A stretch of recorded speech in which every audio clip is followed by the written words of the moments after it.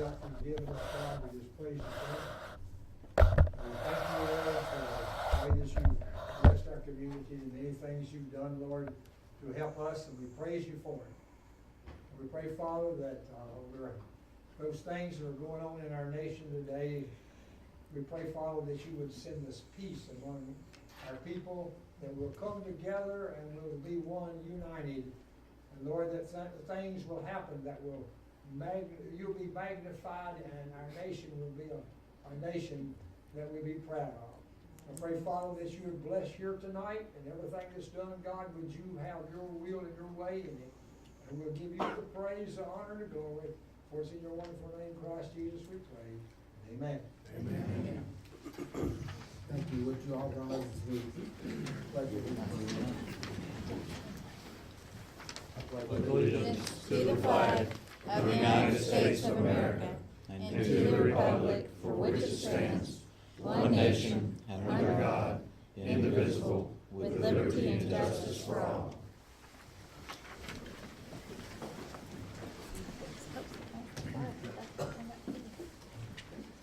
As you all might notice, we're missing one of our council members, Ms. Williams. She is excused tonight, and look forward to having her back next month. With that, council, is there any adjustments to the agenda? If not, I will accept the motion. I'll make a motion to Second. Motion was made and seconded to accept our agenda. Is there any questions, additional comments? Hearing none, all those in favor signify by saying aye. Aye. Any opposition? Hearing none, motion passes. Our next item is introduction of Mr. Russ Rogerson of the Otter County Juvenile Health. Mr. Rogerson. I think you about covered it, Mr. Mayor. I just wanted to give Russ a second to introduce himself and say a little bit about what he's going to be doing. Great. Thank you, Mr. Mayor and Council, for the opportunity to be here this evening. Justin, I've met a couple times, and this would be a great time for me at least to come and introduce myself. Hopefully the next time we see each other, we'll be much more familiar with each other and what we're trying to do. So just real quickly, tonight I see you have a packed agenda that's also a positive in a good growth community like Troutman. That's one of the reasons I'm happy to be here. Just to give you a little background about myself, I spent about 15 years at a natural gas company, headquartered in operations. Got into this thing called economic development, and I've been in that past 16 years. This is my second trip to Iredell County. Back in 2008, I started in Mooresville, South Iredell Economic Development Corporation, and worked there for about 3 and a half, 4 years, and then went to the Charlotte Regional Partnership. Took a side trip over to Fayetteville, and I spent 4 years there, and now I'm back, and I have the pleasure of being able to work with the entire Iredell County and all of its communities. So very excited about that. This is a wonderful county, a wonderful community, and we're going to try something a little bit different for Iredell County. We're going to be representing the entire county, and that includes Troutman. I have a little learning curve to do to get out and meet with Justin. I met with the mayor. We're going to learn more about it, and we're going to play what role you need us to play here in this community. I think that's the most important thing I can tell you. That's for you to help me understand what that is, and for me to bring my team together to help address those needs that you all have.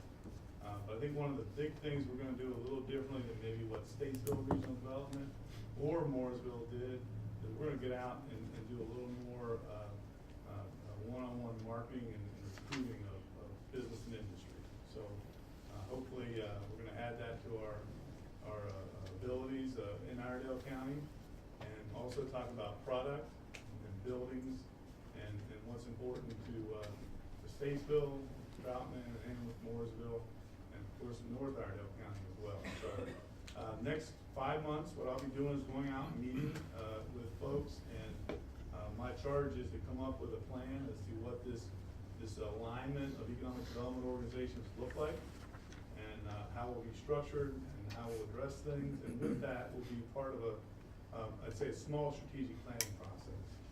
And then that'll allow me to put together a better presentation for you about some of the things that we are gonna do, what our target sectors are all about, and how we're gonna go about doing our business, and what our key measurements are. If it's not worth doing, if you can't measure, it's not worth doing. And so we subscribe to that, and so I'm really looking forward to having what I call an organic strategic plan. That is talking with you and with many other leadership in the county. It'll be your plan, not mine. And then I'll take our staff from both organizations, and we'll put together a program of work that I will share with you, and we'll tackle our task and then tell you how we're doing. But together, I was at the Amesbury Truth groundbreaking today, where they're building a 250,000 square foot building, and I talked about it being a team effort. Economic development is a team effort. It takes the entire community. It takes the political leadership, private leadership, business and industry, all working together and understanding what the needs are so that we all can be successful. And I'm really looking forward to doing that here, and getting to know every one of you better. And please, Justin has my contact information. I'm still waiting for my printed cards. But we'd love to sit down with each one of you, and we'll make an appointment and tell you a little bit more detail about what we're trying to do. And then the most important thing is I think I'm listening to you. And that's really what we're doing. I'm 6 weeks into the job, and I'm looking forward to many years to come. Thank you, Mr. Rogerson. We look forward to working with you. Welcome back to Alger County. And, there's plenty of opportunity for us to talk about smart growth in Troutman. And we appreciate you having our eyes and ears open, and being willing to listen. I'm looking forward to being part of your team. Thank you. Okay, thank you. Thank you. Next item is our standing committee reports. First item is from ESC Park. Good evening. As you can see off there, Trails and Treats, which was held on October 31st, was a very successful. There was a line just about up to the pavilion most of the evening with people waiting to go through. I talked to some of them who had over 4,000 pieces of candy and didn't take any home. So it was a very big success, and I anticipate it'll grow each year. Some of the upcoming things is on November 12th, which is this Saturday from 10 a.m. to 4 p.m. There'll be the Holiday Craft Show. I'd like to invite everybody out for that. The next actual event will be December 1st, which will be the Christmas tree lighting in the park. That'll be at 6 p.m. On December 3rd, there will be a Christmas parade in Troutman. So, and on the 4th, there will be a Jingle Run 5K, which will be using our greenways out here. So, some of the other things that are coming up will be hopefully to get started working on the dog park out here. We're sort of waiting for the undergrowth to die out so we can go in and cut it out. So, also some of the other things at our next meeting later this month, we'll be appointing a new member to the Park and Rec Commission. So, also at the preliminary meeting, I think that it will possibly be approved tonight with the pavilion fee schedule. That the pavilion is being used quite frequently now. So, and that's about it for this month. Any idea how many folks have used the pavilion so far? No, not yet. I have not gotten a figure on that. Every time I go over, there's somebody there, so it's probably, I would say, every other day that seems like there's someone there. So, Great, thank you. so I'm hoping it'll continue to grow. So we'll just need to have a second pavilion to take care of the overloads. Great, thank you. Thank you. Our Next, standing report is our J. Porter Hayes Memorial Library. Ms. Cortez? How are you guys? So first things first, we have a couple upcoming programs I want to tell you guys about. The first is our teen volunteer club that has helped with trails and treats, and someone at the library is hosting a corn food drive to help the streets for Thanksgiving. So there is a box to the library as well as bags you can fill, give to your neighbors, and return to the library by the 18th if you'd like to participate. So anything helps, try to get as much as we can. Typical stuff: peas, beans, carrots, potatoes, green beans, just canned goods if you're willing and able to donate. The other is our adult Pinterest craft club meets every single month, and they do a free craft off the website Pinterest. But for November, we're doing something different. We're actually going to do a recipe swap from recipes found off Pinterest, and everyone just can kind of socialize, eat, share food, and tell us how well or how poorly the rest was fun. So we will be doing that as well. It's Monday, November 21st at 5:30. And then the big thing I want to talk about today is actually a request.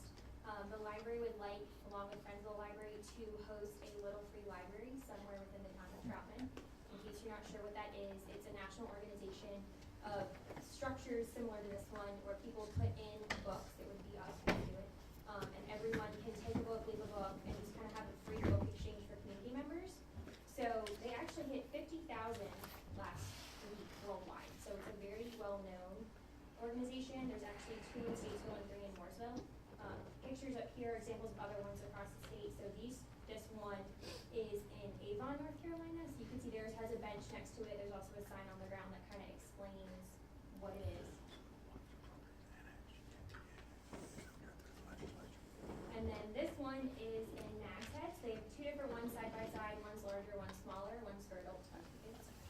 Theirs has little benches. And the bottom right hand corner, they've also added a brochure box as well as a dog leash hook to theirs. So you can kind of add whatever features you want, paint it however you want, fill it with whatever you want. But the idea is that gets people reading at places outside the library and kind of encourages use of different town facilities outside of the 4 walls of the library.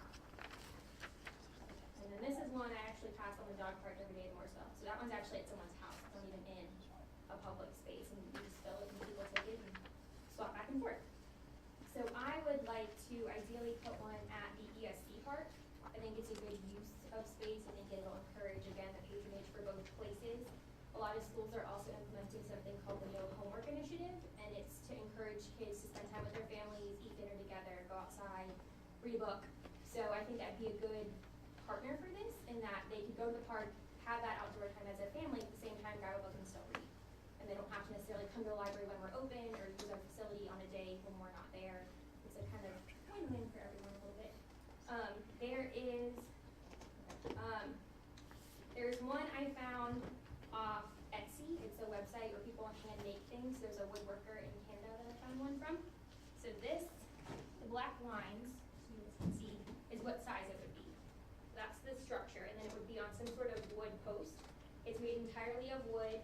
Dimensions are 20 inches tall, 14 inches wide, and 12 inches deep. It comes completely assembled.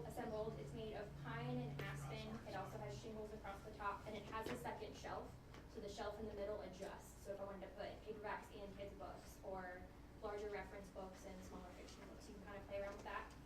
The door is clear. It's a sheet of Lexan, so it's a little safer than glass, but you can see straight through it.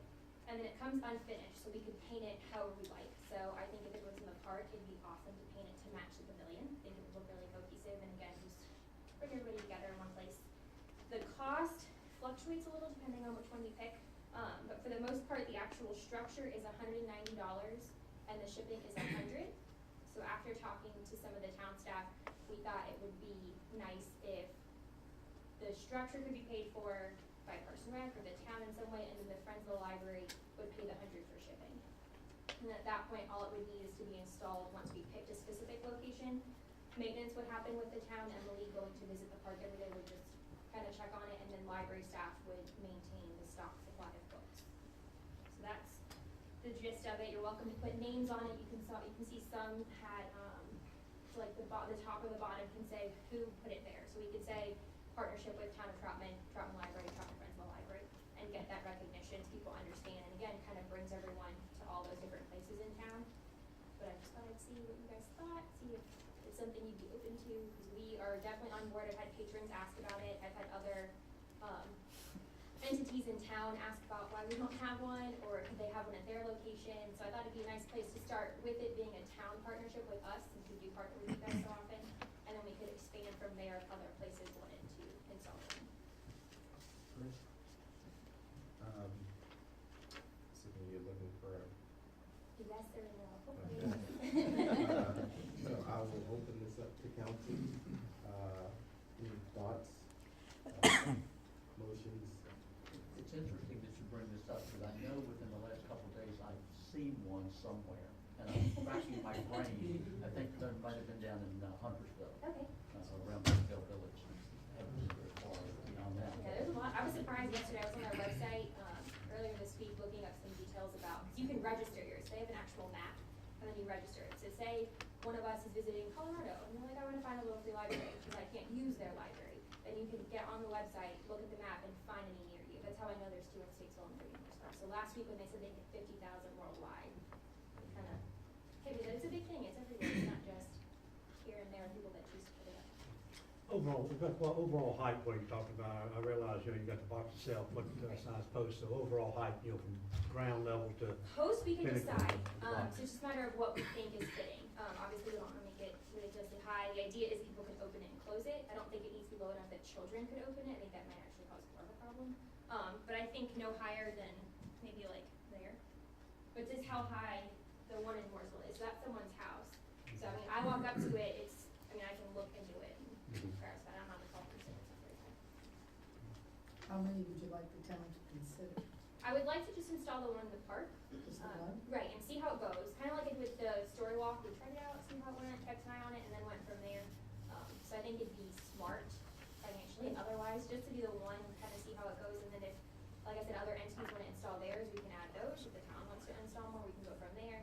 So little by little, put them in here and there, just so people have access to that. Because we're closed Sundays, during the holidays like Thanksgiving and Christmas, we're not open at all. So it'd be nice if when people are down there playing in the park on holidays or breaks or a Sunday with their family, they can still have access to reading materials as part of that homework initiative. This Sounds would like be, a good idea to me. this would be something you do in coordination with Park and Rec as far as, Right. location and Right. color and, Yes. the details and so Yeah, forth. so I talked to town staff about the idea beforehand, just to kind of pick their brains. That's what we decided as well, that we would pick color, location, all that, once the idea had been approved, and then we could kind of brainstorm alternatives to what we thought would be a good fit for the park. In terms of maintenance of it, Mhm. what's the, with the library or with? Once it's painted, the structure shouldn't need very much maintenance, but Emily goes down to the park, the Parks and Rec coordinator goes down to the park to check on the park regularly. So town staff said she could just check on that while she's there, and then as staff members of the library, we would come and resupply stock. So we'd come by to check on it, make sure there's still books in it, that there's not anything inappropriate in it, that we're kind of just keeping around and make sure it's doing what it's supposed to do and nothing else.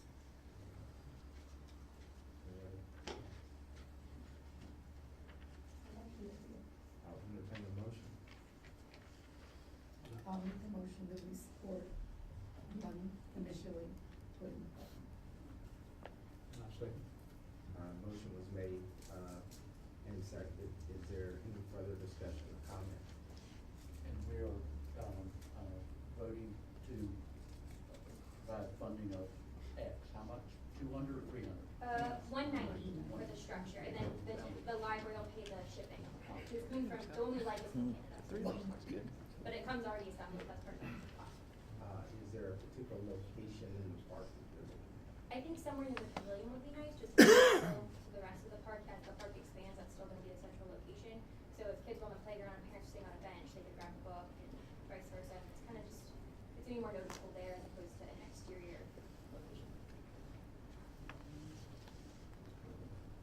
Staff good with that? Okay. And then last quick thing, Before you do that. oh, Did sure, you vote? sorry. All those in favor, signify by saying aye. Aye. Any opposition? All right, hearing none. Got it. Okay, last thing, our current Friends of the Library president, Steve Brimmer, has been asked to serve on another board. So for the past few months, we've been looking for a new president. So I wanted to introduce her. Her name's Maxine Hargis. She actually hosts our every single Friday story time. She is awesome. If you ever want to come check out the story time, she's gonna be our new president, and then Steve Rimmel will be our vice president. So I thought I'd give her a chance to come say hi, introduce herself, so you guys know who she is. Hi, I'm known as Miss Maxine in the library world. I do Statesville and Troutman. I'm also vice president of our town's Habitat for Humanity board. So, 35 years of teaching, moved here, and I'm more busy now than I was when I got started. I love my little Troutman people. I can't say enough wonderful things about your library and the people that use it. I've been doing Statesville for 11 years now, and it feels like home at Troutman, whereas you're in Statesville, it feels like a library. But in your library, it does. It feels like home. The kids, their parents, their grandparents, we're all on a first name basis. You know, I'm invited to the house. I have a hot date with a 3-year-old for lunch next Friday with his mom. And I just can't say enough. And so anything that I can do to enhance the quality of what goes on in that library, I will do my very best. So if you need to get a hold of me, Becca knows my number, and anything, I dress up, I do, yes. I was Princess Leia in a homemade costume on May the 4th, because May the 4th be with you. It was also my birthday, complete with the big book. So, you know, and it's for the kids, so it's fun. But it's nice meeting you, and I'm sure I'll see more of you. Thank you. Thank you, and welcome. Appreciate your work with the library. You got some big shoes to fill. I mean literally, but. Yeah.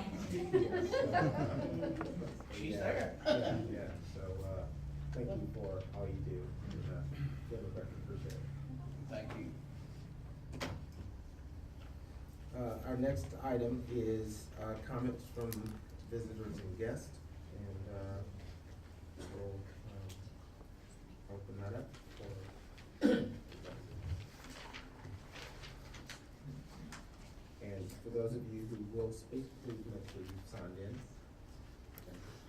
Good evening, Mr. Mayor, Council. I'm Steve Cash, from the ABC Board.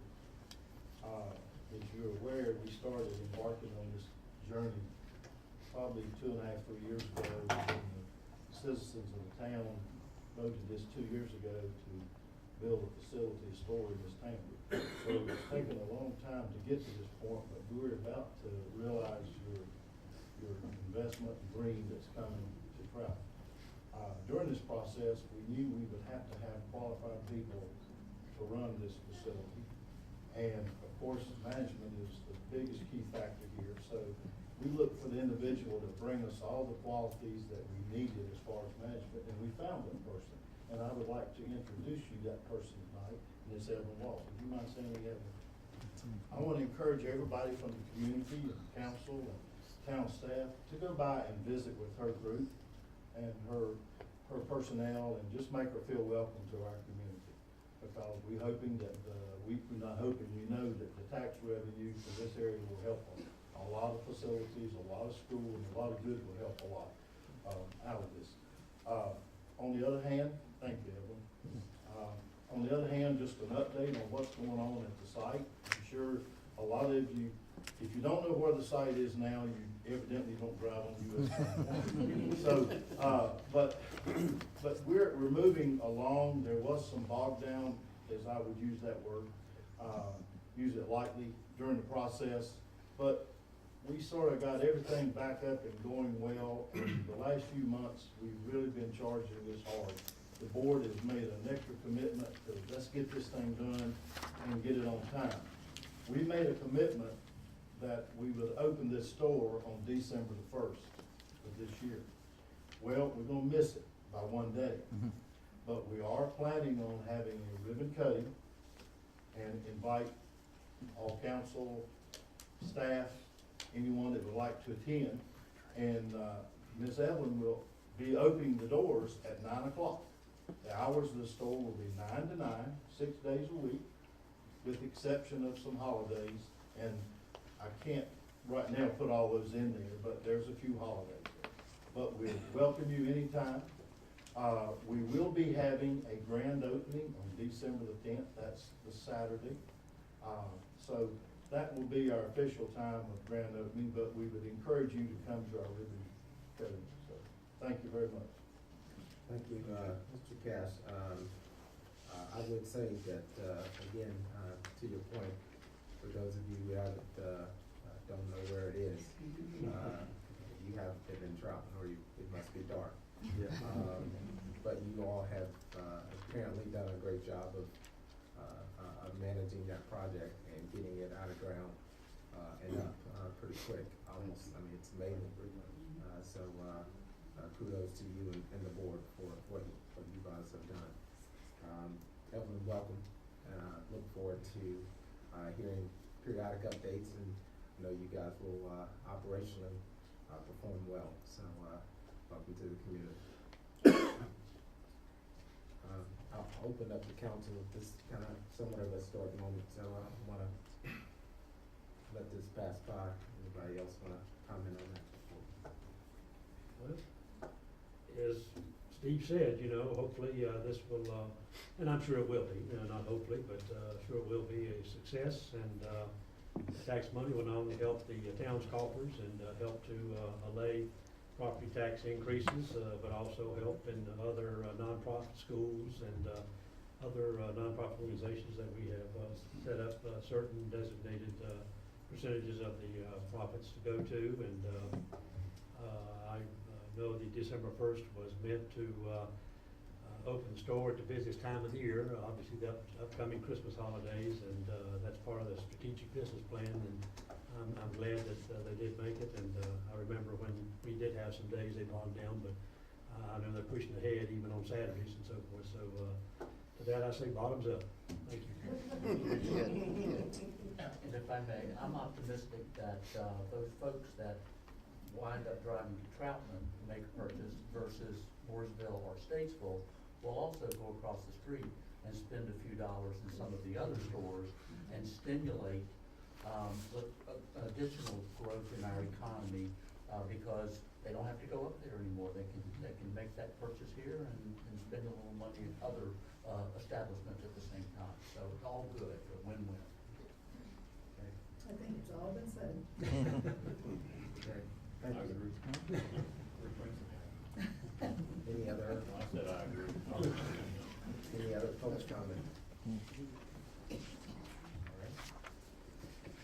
All right. Hearing none, we'll move to our next item on our agenda, which is our consent agenda. And at this time, these are items that the council consider to be routine and will be approved with one motion. There are no separate discussions on these items, so I will ask, is there an item that needs to be pulled from our consent agenda?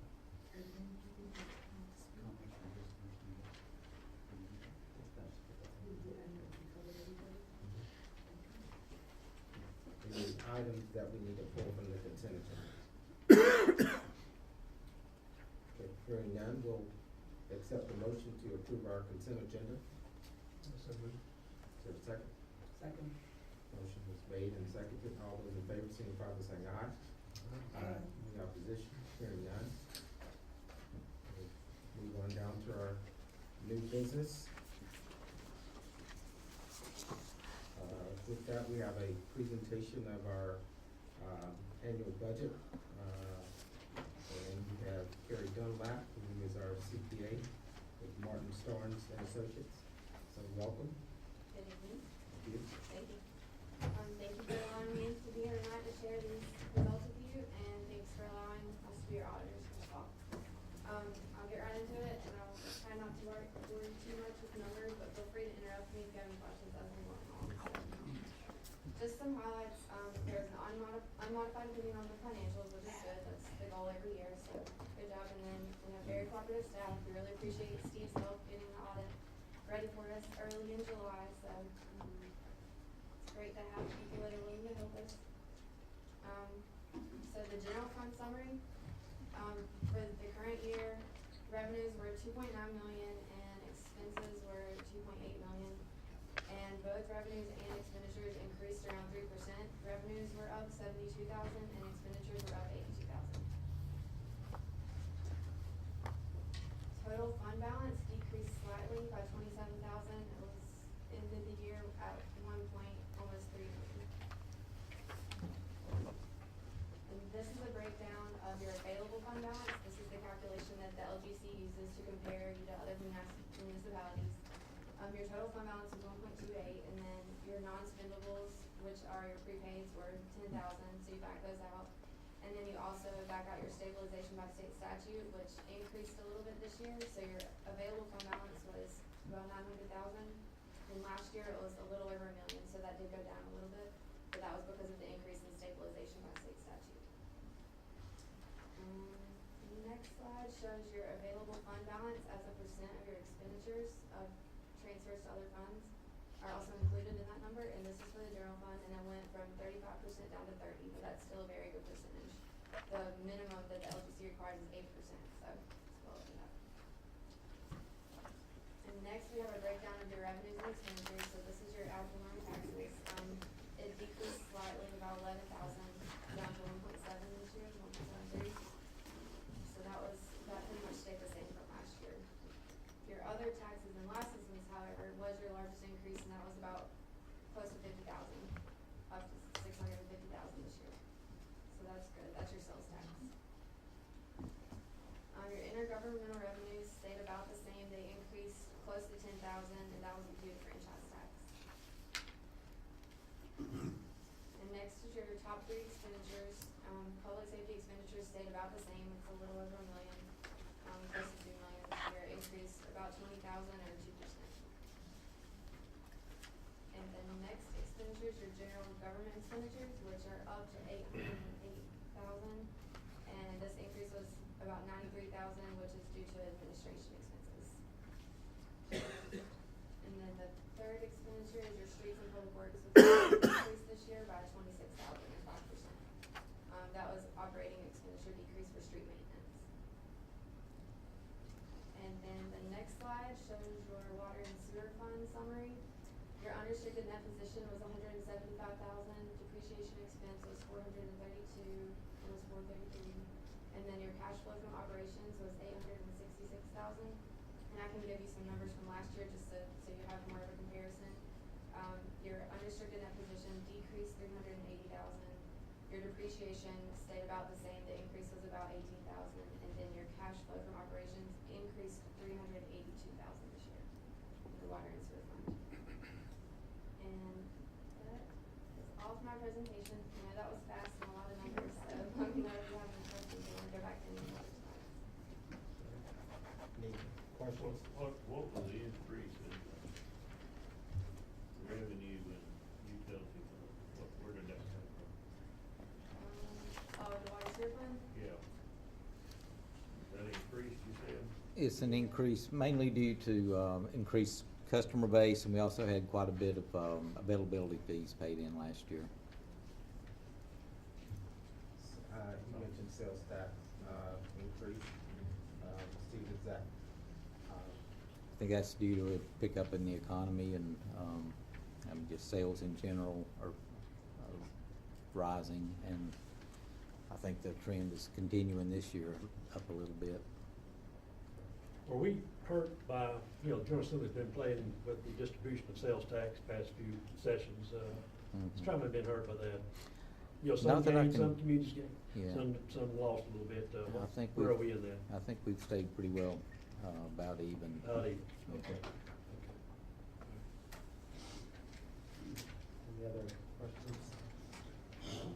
Thank you so much. Thank you. Appreciate it. I appreciate you, brother. That was awesome.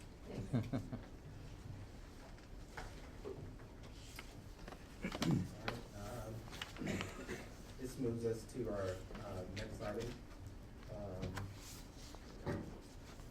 which is a rezoning request, RZ 1606 from suburban residential to heavy industrial. The applicant is Kenneth Teeters, 2.89 acres located at 331 Murdoch Road, PN 474-211-6924.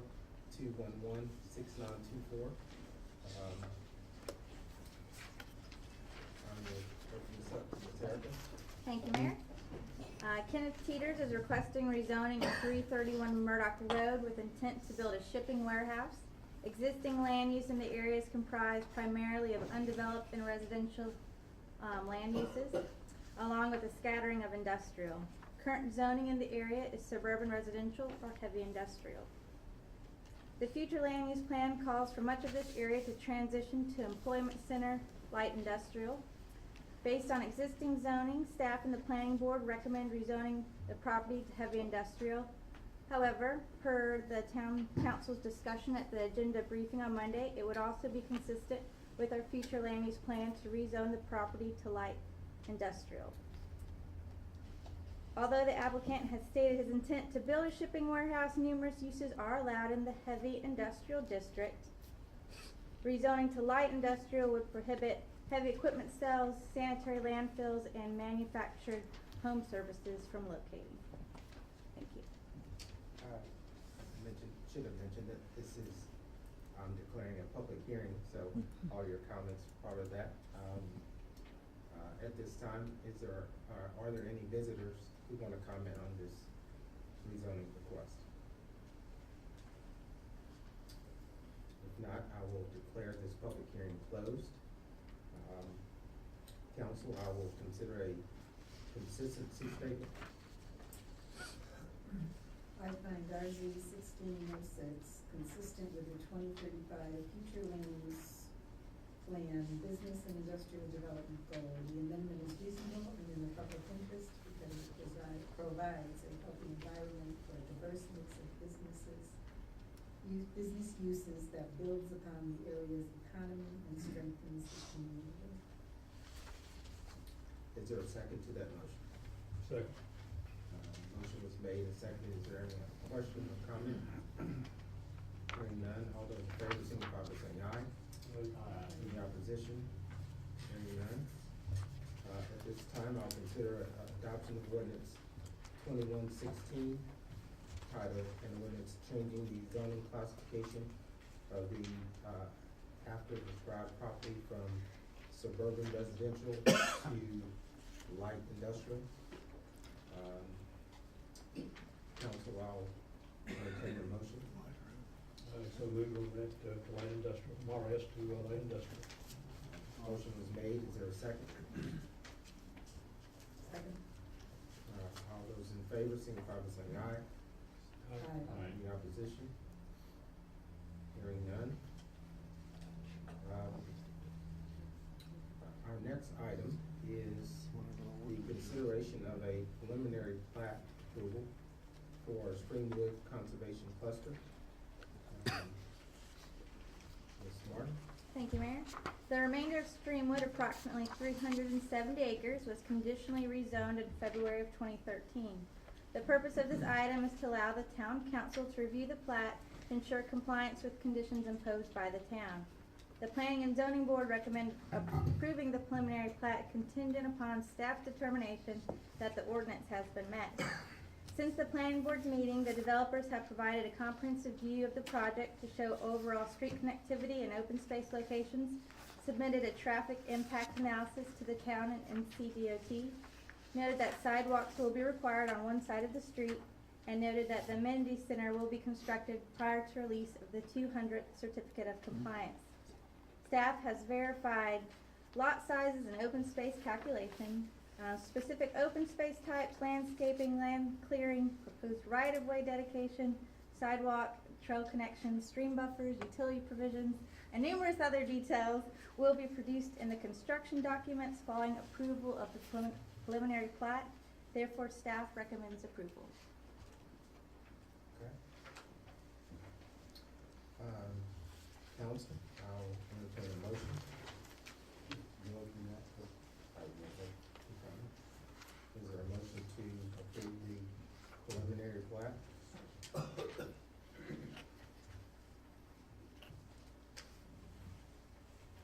discussion, I will make that motion, Mayor. Okay. Motion is made, is there a second? This time I'll entertain any question or comment.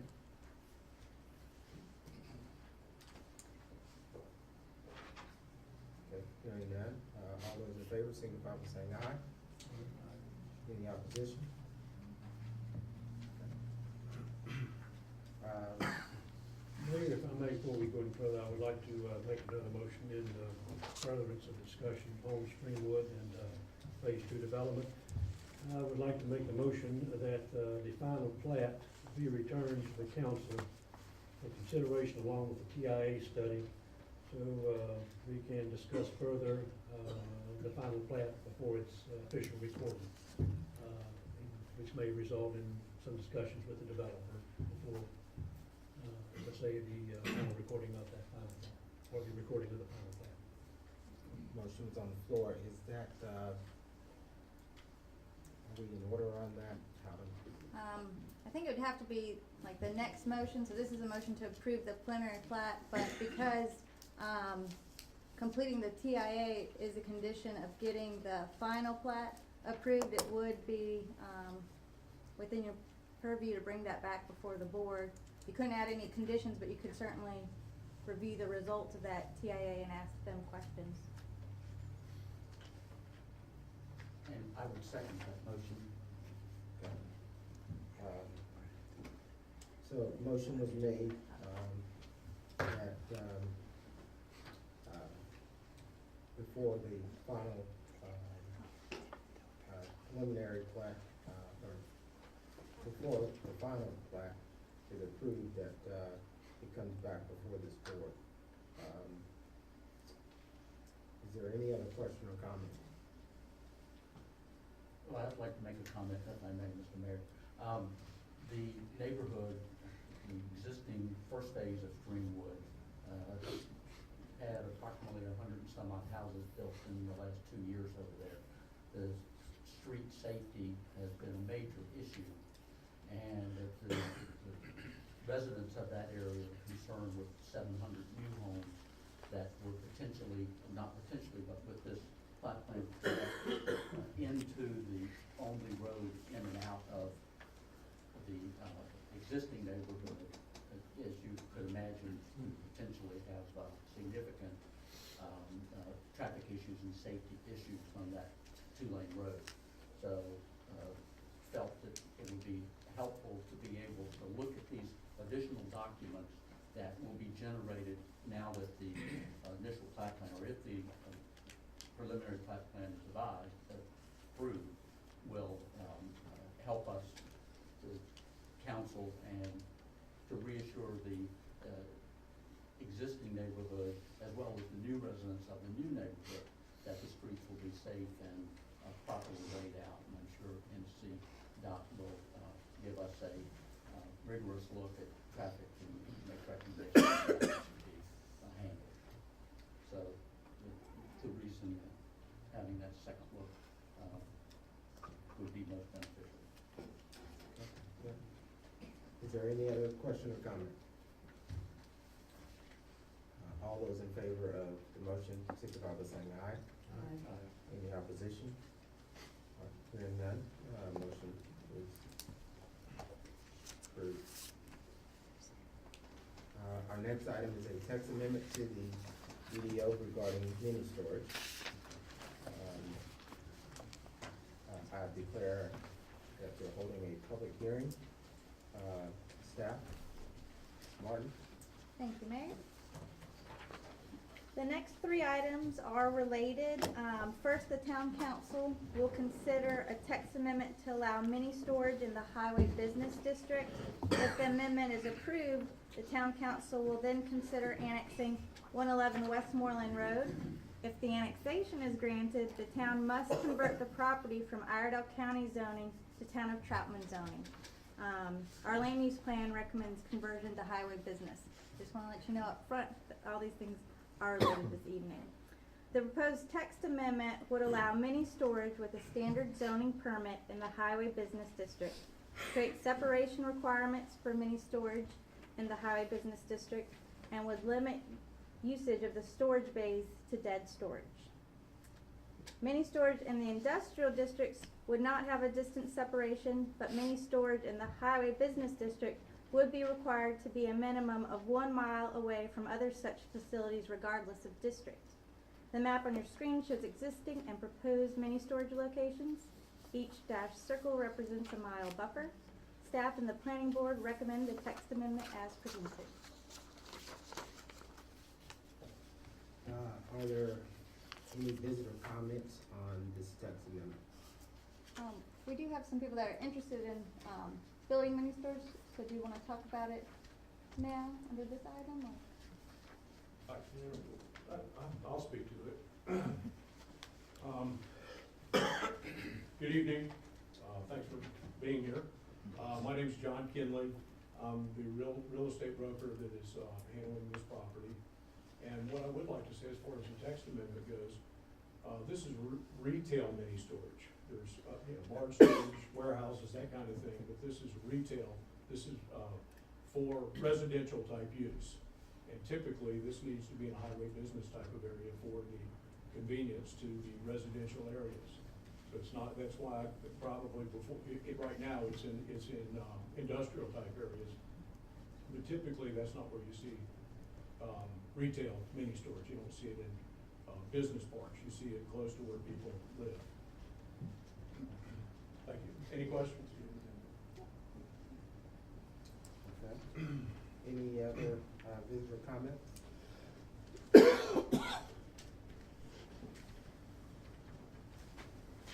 Good evening. My name is Mark Robinson. I, along with my wife Donna and our partner Terry, operate Landmark Self-Storage in Lincolnton, North Carolina. We've been successful rezoning 3 pieces of property over there from residential to allow us to operate over there, a storage facility. We're just when we finish our final phase, about February or March, we'll be just under 100,000 square feet of storage. We get along very well with Lincoln County. Our goal when we started was to meet or exceed all of the requirements that the county imposed, landscape, architectural review. We wanted to be a good citizen and a good neighbor of Lincoln County. And for 9 years, we have been. Self-storage today isn't what it used to be.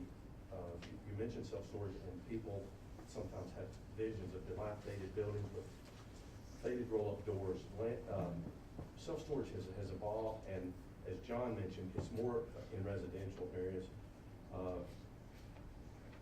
We're seeking this proposal to do the same thing we've done in Lincoln County on this site here.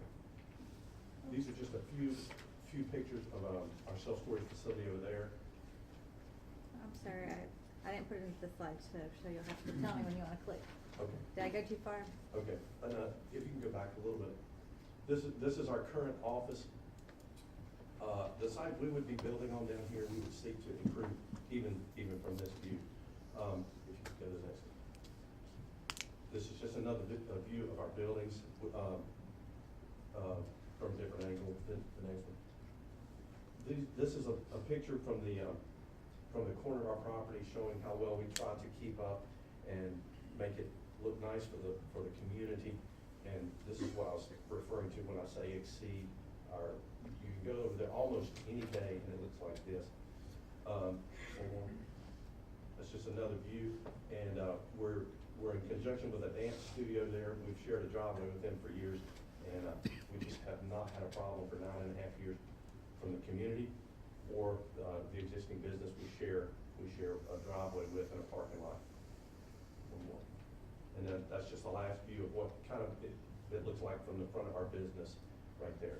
We would try to do the same thing on this piece of property, and self-storage generally is a good tax revenue. It's a good income producer, provides jobs with office personnel, landscapers, maintenance personnel.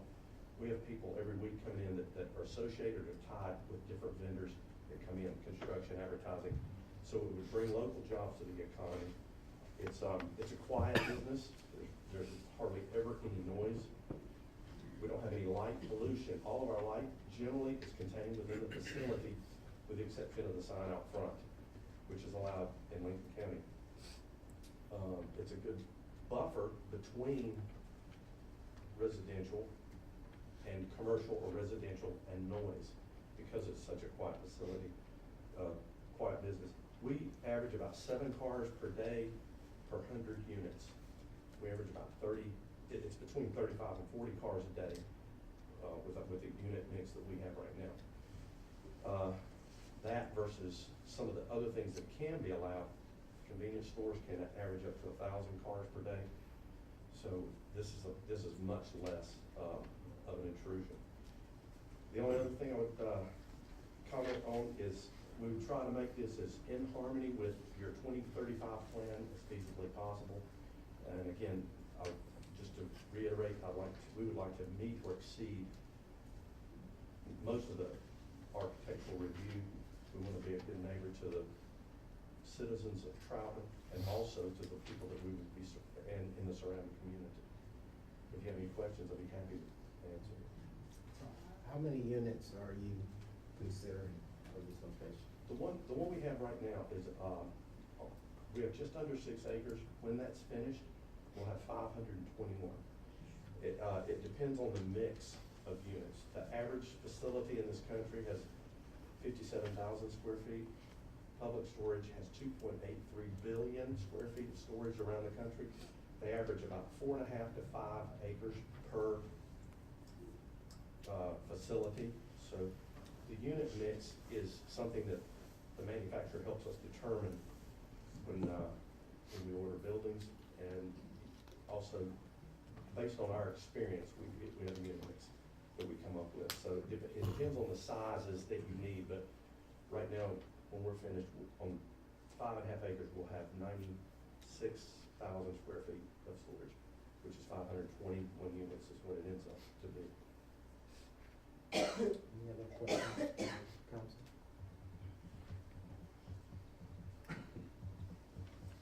Thank you. Any other visitor comments?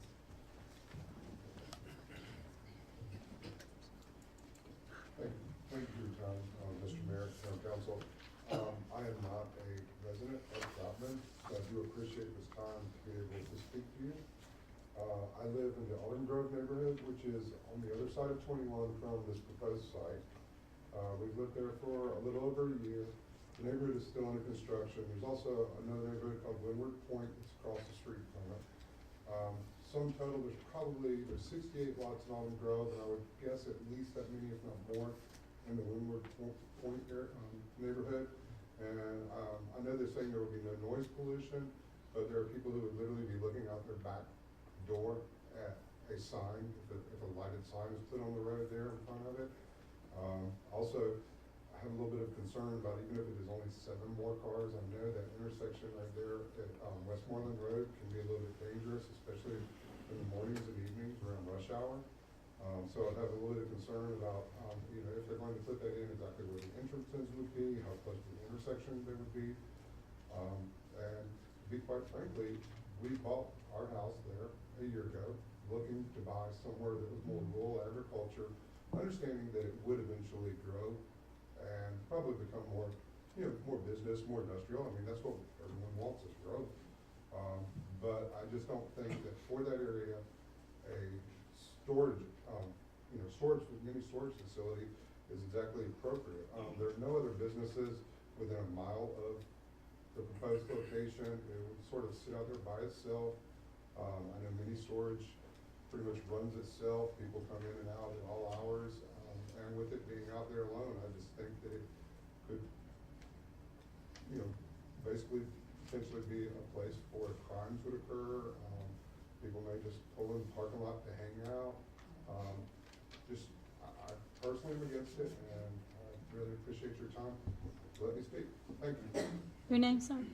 Oh, I'm sorry, my name is Lawrence Goins. Mark Goings? Goins. Lawrence. Any other visitor comments?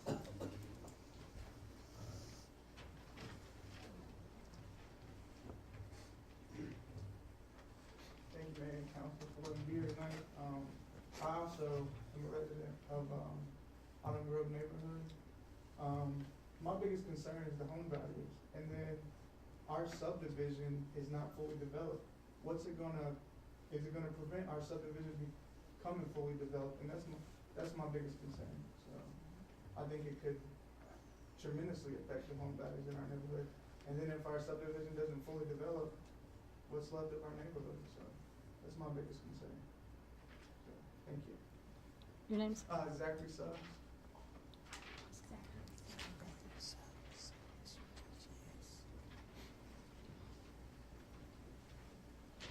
Mr. Mayor, Town Council, my name's Jeff McCurry. I'm also from the Autumn Grove neighborhood. Like Mr. Gomez, I moved in about the same time, looking for more of a rural community, understanding also that there's going to be more growth in the residential sector in that area. I did a lot of research, and I love this area. And when I saw that property go for sale and saw those trees coming down, my heart stopped. Thought to myself, someone could be building a home there. But then there's a road that separates the property, so I knew that wasn't the case. So a little bit of fear, a little bit of anxiety, no big deal. When I found out it was going to be a self-storage, mini storage unit, or just mini storage in general, I'm not trying to pick on any company here in particular, my heart sank again. And I'm definitely afraid that the home that I purchased, at the value that I purchased it at, is going to lose that value. And I do not agree with it, I am opposed to it. And I hope that you will take this into consideration, and I thank you for your time tonight. And happy Veterans Day to all of our veterans. Thank you. Any other visitor comment? Excuse me. I know we're talking right now about a text amendment. I didn't know we were gonna get into the actual rezoning here tonight. Seems like we're jumping forward a little bit, but talking about property values, I put in a self-storage facility on Bluefield Road, right before you get to the Target. It's on 6 acres. We put it in 2008, and I can tell you that it's there. I sold it last year to Morningstar, and within very close proximity of that, they're building homes $450,000. I saw where one just sold for over $1 million, closed last week. And if you look at Bluefield Road, you see all those homes going in. So people are not afraid of their values that have to drive right past that storage facility. Thank you. Any other comment?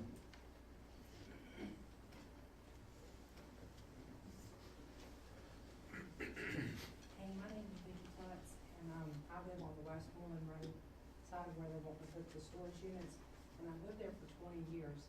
And it has been just a nice, quiet residential area, but my main concern is the danger of the traffic. I mean, when I'm on Westmoreland Road and I'm trying to make a left out of there, the crest of that hill is so dangerous that it's hard to see. If you put a big building, it's gonna obstruct the area even more and make it even more dangerous.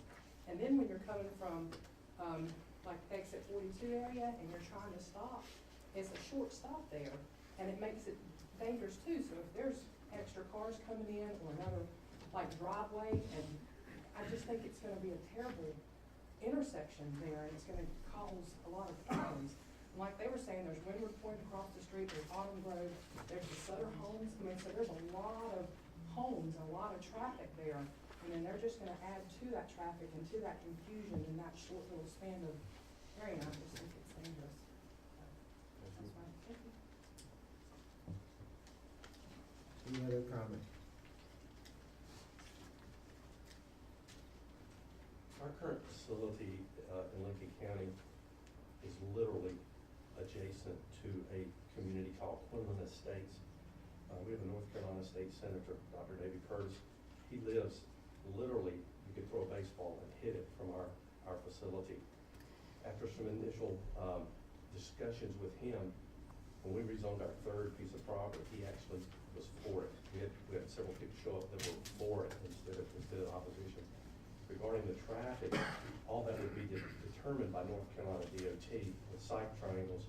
They would have to measure, and we would of course have to deal with setbacks from the road and also from residential community.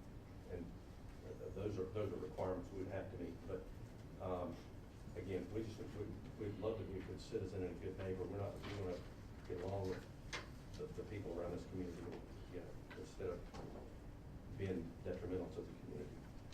Ms. Weiser, is there a requirement, for a traffic study before to go in? No, they'll have to get a driveway permit from the DOT, but this won't generate enough traffic for the TIA.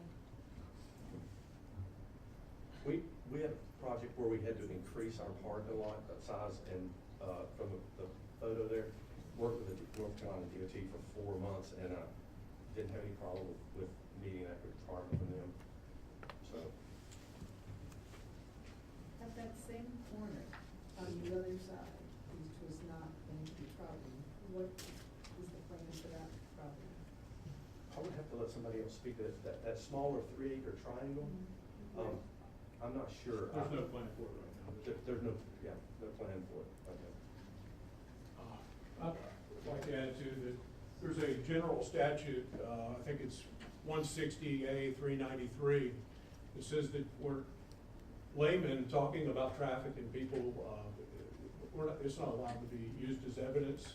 The General Assembly has determined that. I'd like to just put that on the record tonight. Well, this isn't quasi-judicial, it's legislative.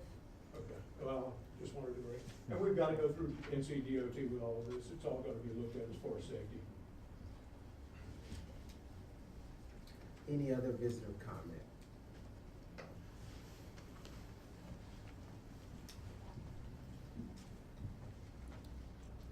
Thank you. My name is Ernest Pruitt. I'm the current owner of the property. I developed Lumber Point across the street. It's actually approximately 165 homes. I also own the property before it sold to Park Road as well for that development. And I own the 10-acre tract and the 3-acre tract next to it. People, again, are talking about the property values. Let me give you just a little bit of a history, and I think we need to also consider what the alternatives would be for small pieces of property on Highway 21. And I think that's what's kind of being left out here. First, I had gone to the county several years ago. I've owned this property for about 16 years. I've been a resident of Iredell County for 28 years. When I first initially approached the county, I was wanting to build up a neighborhood center, a strip shopping center, so to speak. The neighbors came out and went against me on that property. I was very new to probably the first property I ever tried to get rezoned, and I was really kind of taken aback because I thought I was going to be bringing something very nice to the community. If my memory is correct, I think I actually withdrew the zoning request at the commissioner's meeting because I realized that, you know, the people were not, I thought they might have a reason, very good reason, to not want to have the strip shopping center. That was on the back burner, had several other things going on at the time. Several years later, I came back to the county and again requested for commercial use. The problem was at that point in time, and it was not that the planning board ever told me they were tremendously against the project whatsoever. What they had problems with was the fact that it was not part of the land use plan at that point in time. It was all residential. After that was turned down, the head of the planning department in Iredell invited me to be a part of the boards that were meeting in regards to the 2030 plan, because he said that, you know, this is what we're planning for in the future, and there's several parcels such as yours that need to be considered, you know, in this plan. So I attended those meetings and gave my input not only on this property, but also on several other properties, some of that across our county. We had public meetings in Statesville, Troutman, Mooresville, several different towns in the area. The public meeting that we had here, the then town manager came over, and I brought the head of the planning department over at the same time. I had no idea what the town manager was going to say. And I said, please look at this property and tell me what your thoughts are. 22,000 cars a day, okay? You have 10 acres. When I developed Wilmer Point, that was over 200 acres. I have more berms separating the homes on Wilmer Point from Highway 21 than I have acreage over at this 10 acres. So you can't develop something nice and have the buffer like we did over in Wilmer Point. The town manager looked at it, and in front of the planning person at the time, said that needs to be commercial. We have to have balanced growth. People do not want to live on 21, and that's very understandable.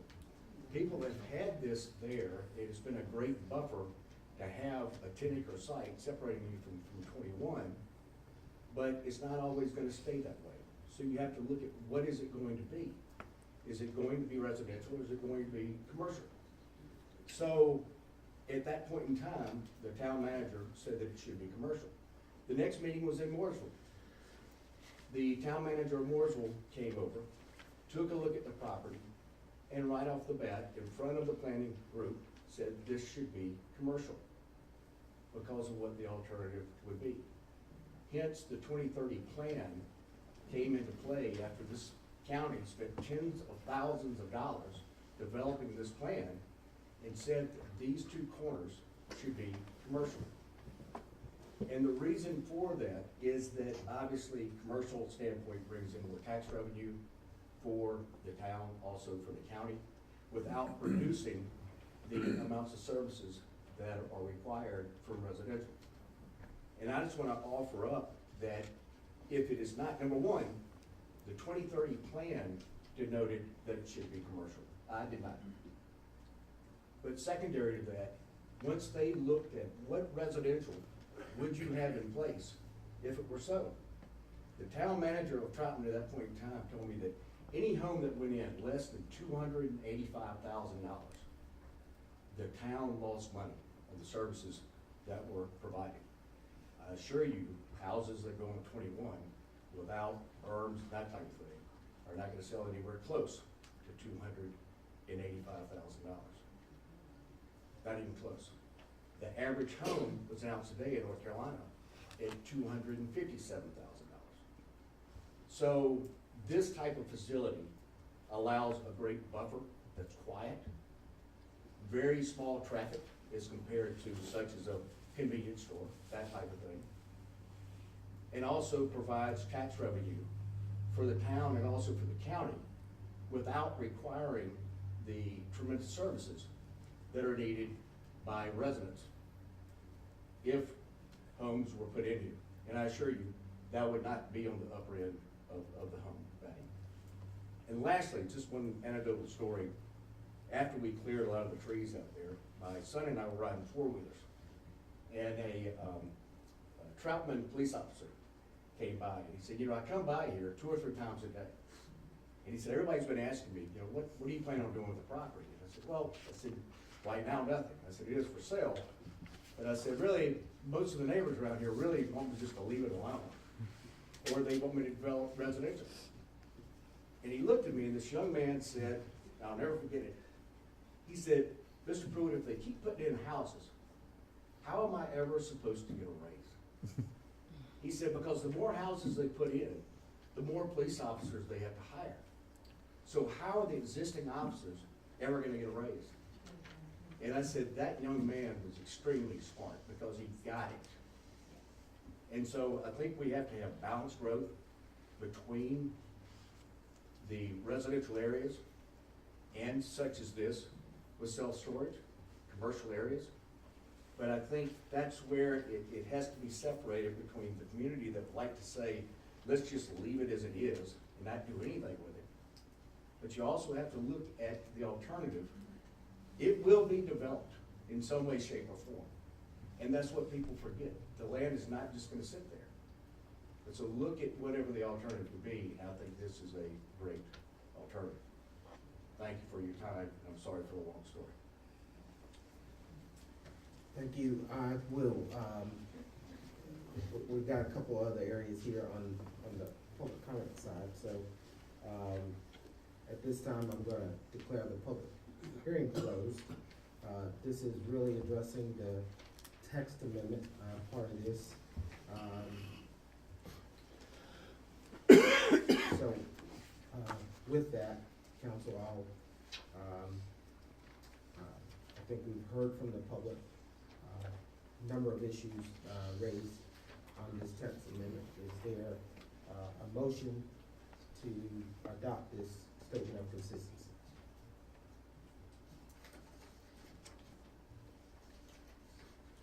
I will make the motion, Mayor. You need me to read that out or just? All right. Motion to adopt the consistency statement. I found the TA-16-07 consistent with the 2035 future land use plan business and industrial development goal. The amendment is reasonable and in the public interest because it provides a healthy environment for a diverse mix of business uses. It builds upon the area's economy and strengthens the community. So motion was made, that this is consistent. Is there a second to the motion?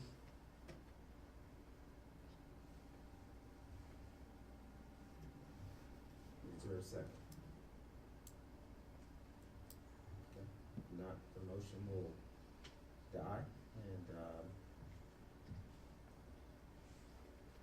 I assume we don't need to go into the, annexation piece.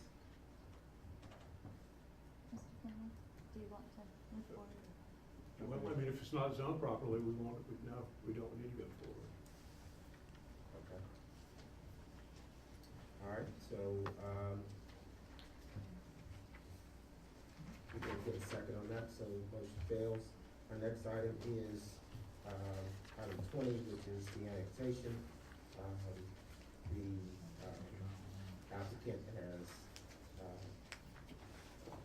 opted not to move forward with the annexation. Therefore, we will move on down to our next item, which is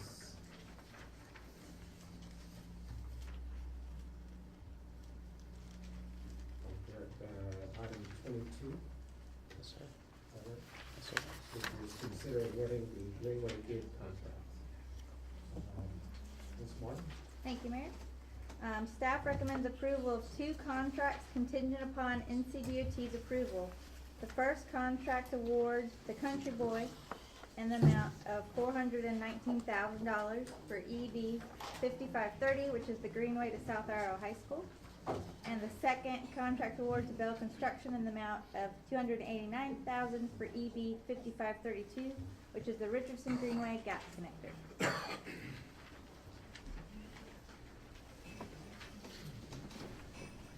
So council, you've heard from, Ms. Martin, is there a motion to award the bid contract contingent upon DOT approval? I'll make that motion. Is it separately or is it all in one? Should we do it You can, separate? you can do it all at once. That's fine. Okay. Motion was made, is there a second? Second. Scared me for a minute there. Motion was made and seconded, that we, award these contracts. Is there any other comment or question? Hearing none, all those in favor, signify by saying aye. Any opposition? None. Our next item is the, Troutman Southwest, bypass. Ms. Martin? Thank you, Mayor. The town and CRTPO have received numerous negative comments regarding the proposed southwest bypass. A technical memo produced by consultant for CRTPO determined that relief is needed for vehicular traffic on Highway 21 and that the southwest bypass would ease current and future traffic congestion. Alternatives to the town's future land use plan were not studied as part of the model. Therefore, staff and the planning board recommend the study of alternatives through assistance from CRTPO.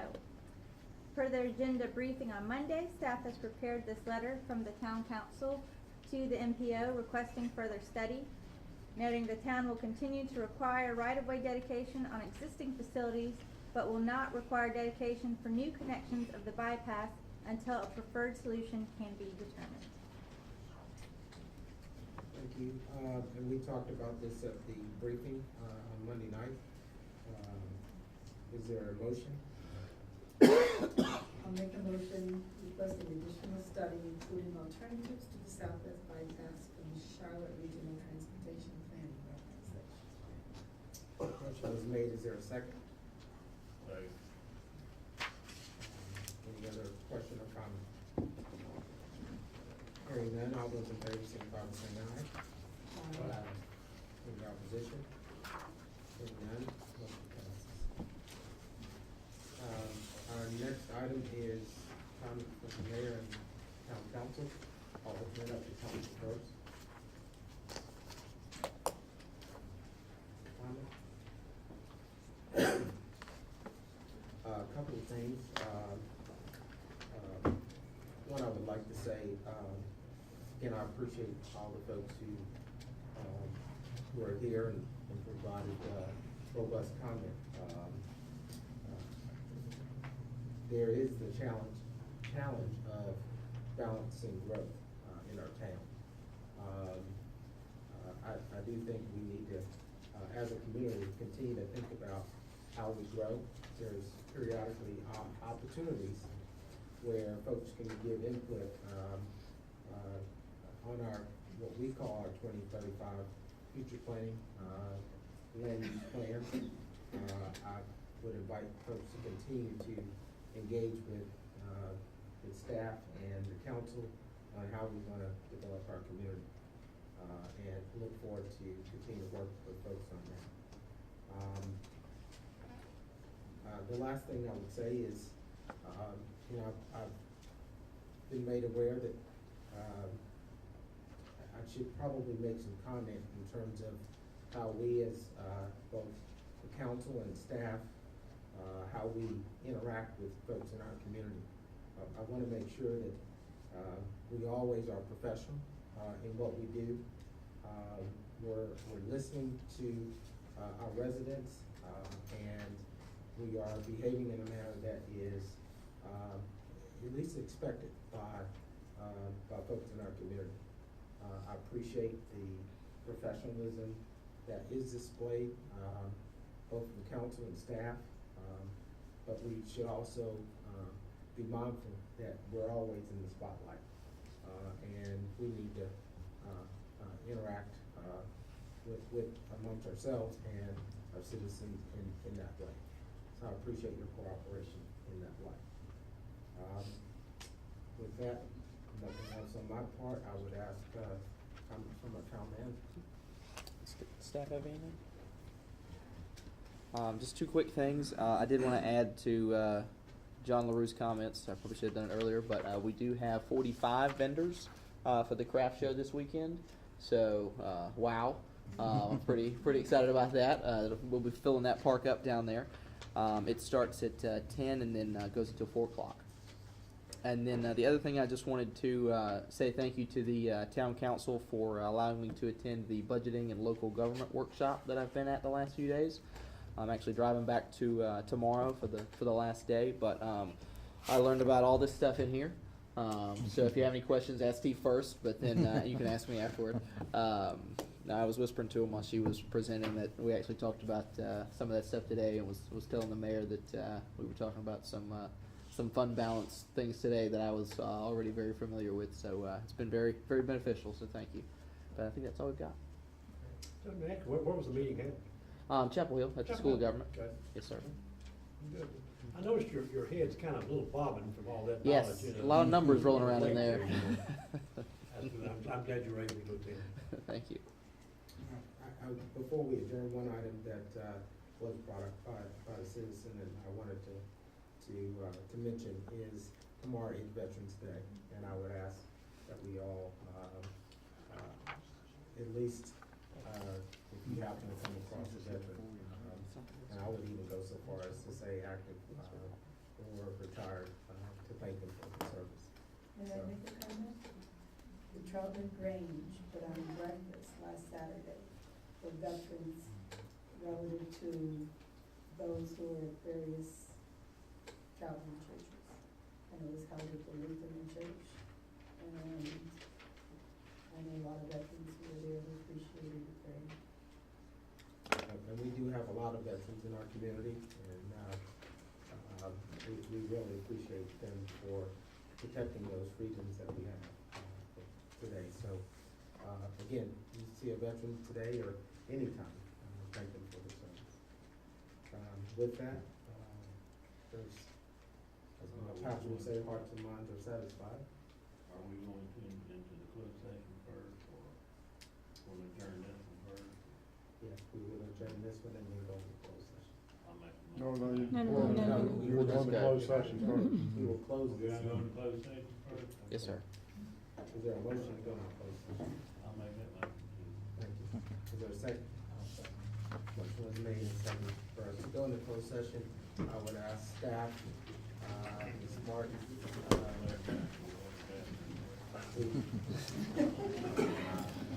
after that.